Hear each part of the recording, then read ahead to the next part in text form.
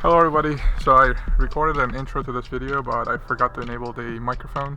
I have a Rode Video Mic Pro, so I'm gonna do the intro again. Today I'm installing the PowerFlex engine mount bushing. I got the black one, the race bushing. I was thinking about going with a solid mount but I thought it would be too stiff. So I think the race is like a slightly lower tier compared to the solid bushing. So I already replaced the bushing on the engine mount. I have already recorded a video of me taking some of the stuff out.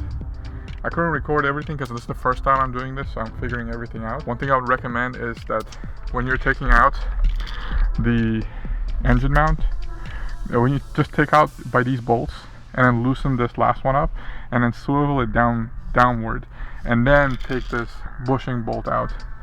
Me being an idiot, I try to take it out with this in my hand and holding it with my foot. It's not possible. You might strip the bolt.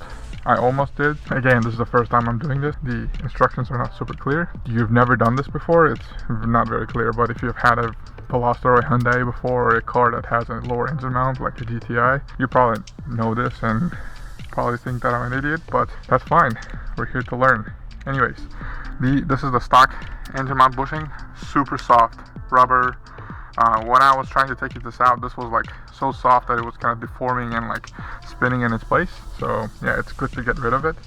Anyways, I'm gonna tighten this bolt by hand as much as I can and then put this back on. So I'll put the 17 mil here and then the 14 mils over here, all like on the sides that mount to the back of the pretty much the car chassis, and this is the engine side. Yeah, I'm gonna put those on and hopefully show you a video from underneath the car. This is the engine mount to take off the bottom part, the bottom bushing.